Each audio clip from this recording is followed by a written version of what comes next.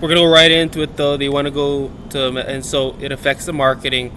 To wrap up that point, I do it both ways. If you look at the way the home builders and Lennar came into Pahrump too, they joined B0 Homes, and they joined what was William Lyon that had become Taylor Morrison. Taylor Morrison went in and sort of took over the home building at Mountain Falls for William Lyon. So Taylor Morrison, B0 Homes, and we had Lennar join the party when the development sort of picked back up after the 2008 financial crisis in Pahrump, Nevada. And now we're going to have, on of all places, the Wolfenstein Good Times LLC is what she calls it. It's Good Times. We have a Good Harvest Times L. It says all the fruits coming out of there. Great. Now we can be part of this Zion road, all of it. We can buy a house there. And we're going to talk about, by the way, Castle and Cook. That's the thing with, we get our 30-year mortgage. It feels like, I'm such heritage, Hawaii. I matter. I really matter. No, one guy owns it. His name's Richard Murdoch. He still has an incredible role at Dole. If he doesn't own all of Dole, go look it up. But he owns the whole Castle and Cook. It's just like, Race Randall owns Howard Hughes, Director of Land. No, this is literally, he owns Castle and Cook. This is one billionaire putting up these properties, subdividing the last vestiges of SFR on Oahu, and he's got now Koa Ridge, right, that he's putting up. They were responsible for putting up all of Mililani, Central Oahu, all of that you're seeing. And, D.R. Horton that's coming into Pahrump for Wolfenstein. D.R. Horton was a big name home builder that went in for Eva Beach, and Kapolei, when we saw the last vestiges of SFR going up as far back as 10 years ago. But this is the last of it, and now you're already seeing, just like in San Diego, just like what's going through all the development pipelines in Orange County and Los Angeles, they're planning and permitting here in San Diego, that we're seeing these townhomes go up with this unique kind of architecture. Beautiful architecture. It's not bad at all. And it's going to accommodate the people. Gavin Newsom, as he says on his website, he says it right there, California for all. We're going to have people coming in here, but you're seeing a lot of that too. And you look at Castle and Cook's website, their offerings in Koa Ridge, that's what they've got for the most part. Townhomes, right? And you did have some SFR there. I believe they sold off the last of it. Go take a look at it. But this one guy owns it. He's making all the money off it. When you get your 30-year mortgage and the bank funds and you close escrow, that's for this one man, Richard Murdoch. You see what I'm saying? Just like over in Pahrump, it's for this one family, Susie Wolfenstein, and the son of Wolfenstein Construction. It's just important to know these things. Like, I go into a Walmart, and I was talking yesterday about the picture of Sam Walton there in the break room for all of us. Really? Okay, I mean, by the way, and I gotta say this too, the real winner, the one that's going to become a billionaire out of working at Walmart, and you see the advertising, McDonald's, they were doing this, I got a college degree, I became a manager, and then I went into Wall Street, I got into businesses that now I'm making $200K a year, having started at McDonald's. And you look at the story, these bullshit stories of these Cambodia, they killed my parents, I was supposed to be a princess, I'm worth $15 million now, I'm on this reality show for millionaires trying to hook up. And she's got listings out in Pahrump for Realty One. She's such a star, and I've got clothes, and I've gotten them on all these clothes, and I just sell it, and it's okay. All right, I was a waitress.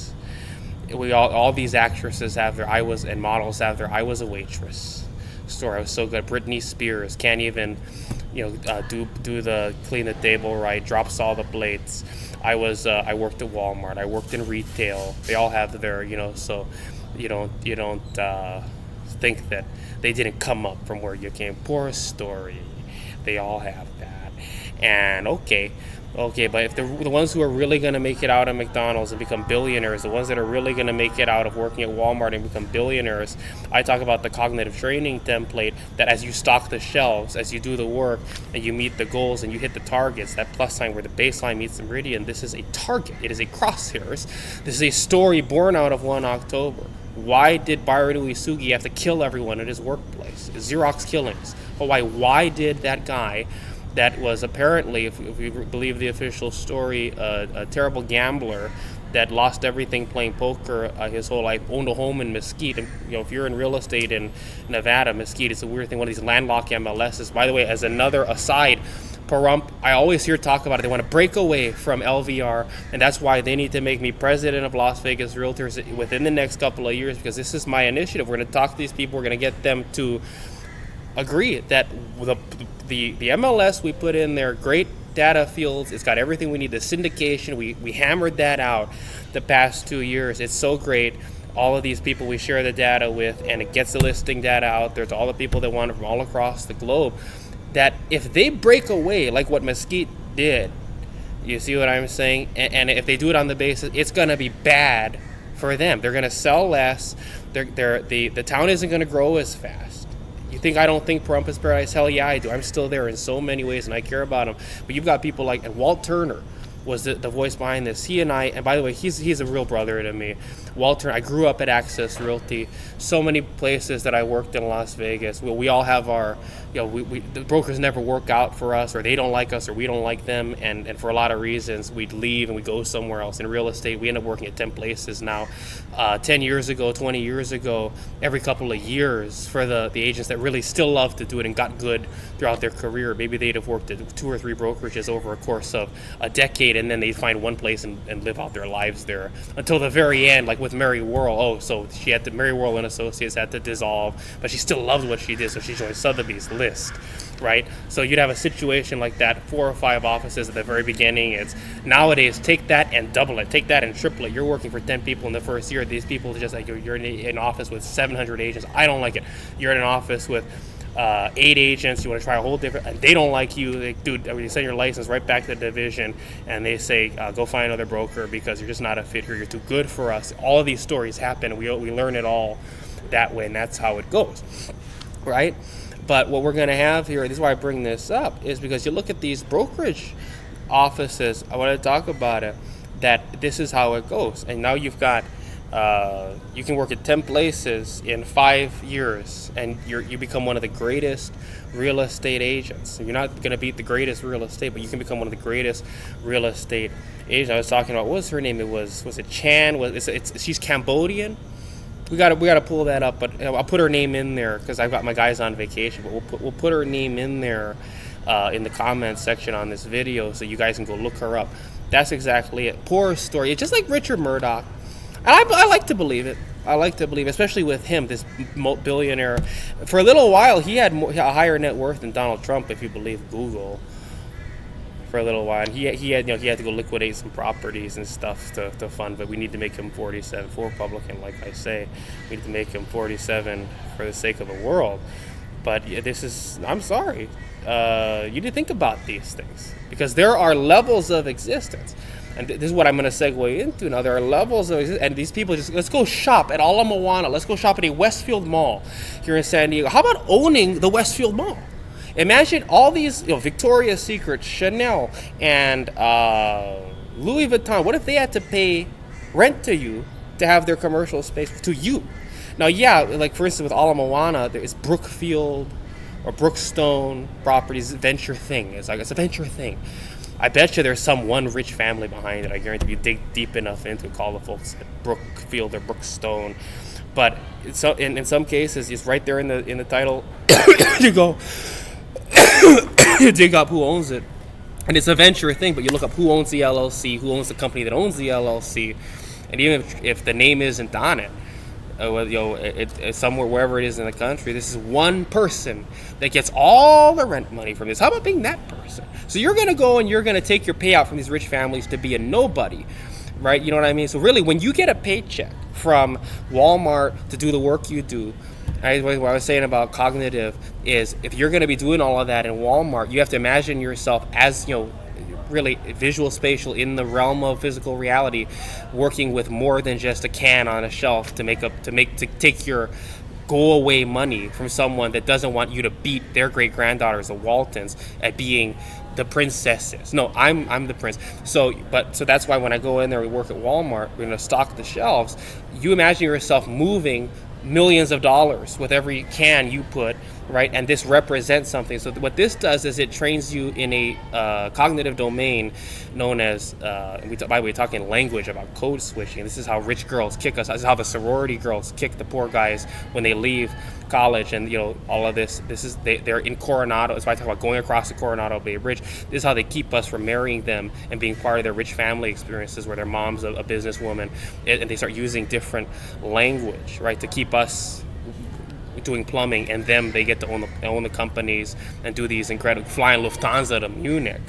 By the way, you see these ads. These are the two companies that have the stranglehold over the out front billboards or signage at all of the transit stations, the MTS stations here in San Diego right now.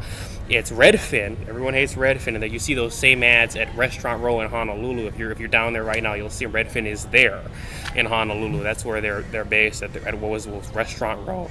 Waterfront Plaza, where Honolulu Star-Advertiser's office is. It just makes the real estate agents mental to see some of this stuff. 1%, oh really? Immediately your head starts coming up with arguments. Yeah, you know your worth. I know mine. I do, by the way.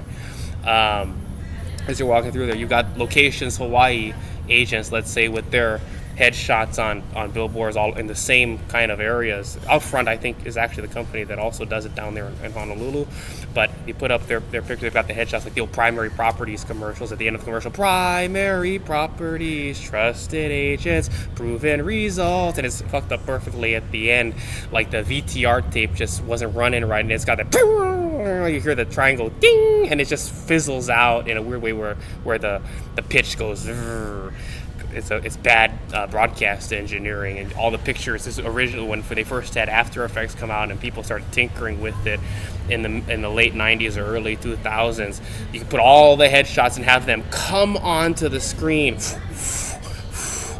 It was just such a cool effect to have. But they're walking through there, and they're just punching the Redfin ads, going mental, pulling their pants down, defecating on the Redfin ads. I would too, but here in San Diego, you see those same Redfin ads, and you see, I guess Lufthansa needs to fill more seats on their flights to Munich directly out of San Diego. So one runway airport, very convenient airport for people. It's footsteps away from downtown, by the way, or you can catch a little shuttle bus from Old Town or Middletown, but it's footsteps away from Gaslamp Quarter. It's footsteps right into town out of the airport. It's a one runway airport. It was formerly Charles Lindbergh Airport, and they take their A330s or A350s, and Lufthansa is flying directly to Munich. So that's how do we fill the flights? How do they want to maintain a San Diego incredible cultural connection? Germany, San Diego, as you see folks in town. But so that's why they've got the billboards here.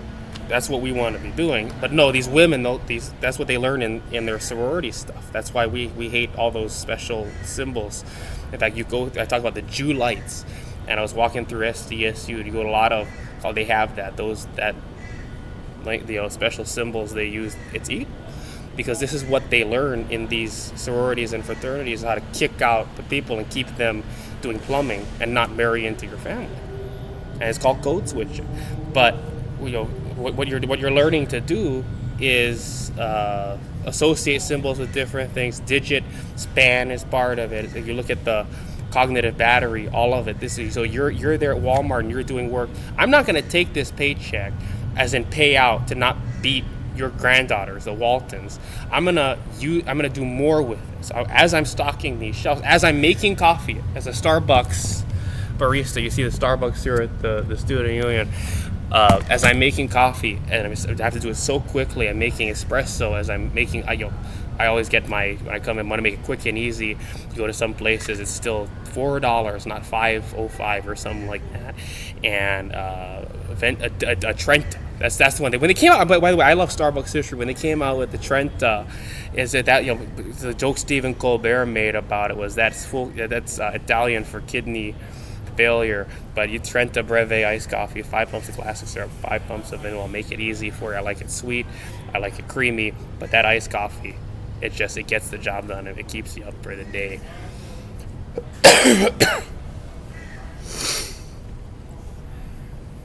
But as you're doing that, you're going to move more than coffee coming out of an espresso machine. You're going to move more than bags of dog food onto the pet shelf at Walmart, you're going to move millions of dollars. And as you hit these targets, you're going to hit other targets in a different dimension where now you're you're Richard Murdoch. You have a net worth of $3 to $4 billion. You're the great-grandson of Sam Walton. So when you see that picture up there, if you watch this video, you need to know that when you see that picture of Sam Walton in the break room, for the ones that know, you get to be his great-grandson. You see what I'm saying? And you think I'm crazy, but you go to certain places and it's a lot more evident in certain places where people are okay with social class people. But that even Donald Trump himself would say, yeah, you got to fight to have his money. You got to be thinking as you're walking around and seeing Trump. He wants people to be this way because Trump, that's why he puts his name up there. How come I don't have that hotel? How come I don't own the Sheraton how come I'm not Paris Hilton? Why don't I own all the Hilton hotels? Why aren't those my building? Absolutely, that's the way you need to think. Why don't I have that Cessna Citation? Why don't I have the 757 with gold seatbelt buckle? If you don't think that way, that's why I say full Republican, full Republican, full Republican. There's no place in the world for liberalism. When you go to heaven, even Barack Obama doesn't have to be poor anymore. All this pain and horror of equality and all this because he only has 7 million now, and his whole life he was a constitution lawyer. So sad. When he dies, really liberalism, opiate of the masses, religion. I don't do opiate of the masses. I do real estate. These pictures that we put up in MLS of luxury properties, the way all houses should look, that's not opiate of the masses. That's not science fiction. These are real places. These exist. I'm dealing in reality. So Barack Obama dies. There's Donald Trump welcoming him in to Mar-a-Lago in heaven because I guess you get to keep some of your identity in heaven, right? I mean, Father Joe probably wouldn't agree if you look at the way they look at it there, at the end, transfigure, and all of a sudden, and then judge before the seat, and we're all together at the end. But these people, that man is dead. Father Joe is dead. You look at that picture of him, what? Well, they cut his penis off. That's why they get to do it. You become the thing with your rabbi. You got to break into Judaism later. 3 questions can't dissuade you, and they come in with the special tool. They cut, circumcise you, and they got to wrap the thing up. But so he's circumcised. But now you got to at least draw blood. But in Catholicism, to wear that special dress where you're not attracting anything, where that's why you wear the dress like that, and the Pope wears the Versace baby, but wears the dress. It's because that's what it is. There's nothing about it that makes you want to suck my dick. There's nothing about it. It's just everything's done for us. We live in the monastery, and so that's what they have to do. They're feeding the poor all day, and then they're running mass. These are people without penis. So their tool's a little different than the Jews' tool. We talk about the Jew lights here at SDSU. Their tool's a lot bigger. It cuts the balls off and the penis off. That's the big secret. If you look at the church's websites, all the dioceses across the country, they're talking about victims of sex abuse. And in all fairness, I love journalists and their role in preserving the integrity of justice. Searchlight, what they fail to account for is, these boys are being raped by priests. They really blew that out of proportion. These priests don't have penises.